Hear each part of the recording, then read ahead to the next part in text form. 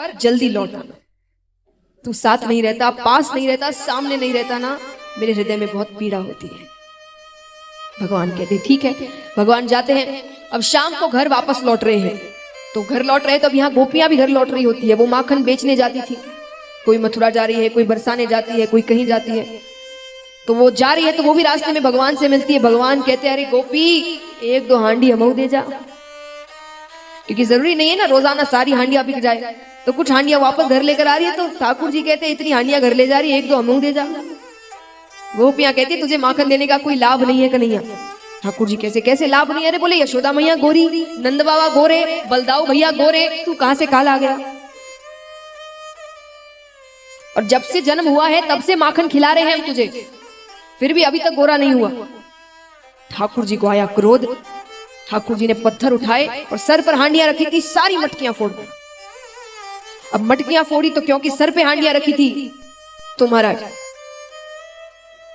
अब हांडियां फोड़ते हैं तो अब दूध दही माखन सब वस्त्रों पर गिर जाता है। गोपियां कहती आज यशोदा से जाकर कहेंगे, आज तो सबूत है हमारे पास कि देखो कन्हैया ने क्या किया है। हर बार हम बिना सबूत के जाते थे तो यशोदा हमसे कहती थी कि तुम सब झूठ कहती हो, मेरा लाला बड़ा भोला है, बड़ा अच्छा है, बड़ा ऐसा है, बड़ा वैसा है। आज सबूत के साथ जाएंगे। ठाकुर जी विचार करते हैं अगर ये सच में आज चली गई तो आज तो पिटाई पक्की है। तो ठाकुर जी कैसे तैसे दौड़ते भागते गिरते पड़ते गोपियों से पहले घर पहुंचते हैं। घर पहुंचने से पहले अपना श्रृंगार बिगाड़ लेते हैं, मिट्टी में लोटपोट हो जाते हैं, मुकुट टेढ़ा कर लेते हैं। अब रोते रोते घर में घुस रहे हैं। अब विचार करिए, पहली बार तो बालक घर से बाहर गया इतने समय के लिए, मानो काम करने गया। उस समय वही काम है गैया चराना, दूध दही बेचना। तो पहली बार आपका बालक ऑफिस गया है काम करने, सुबह गया जो रात को आया है, और रात को आए तो ऐसा हाल कि श्रृंग मानो किसी से बहुत झगड़ा हुआ है। और रोते रोते तो क्या बीतती है माता पर।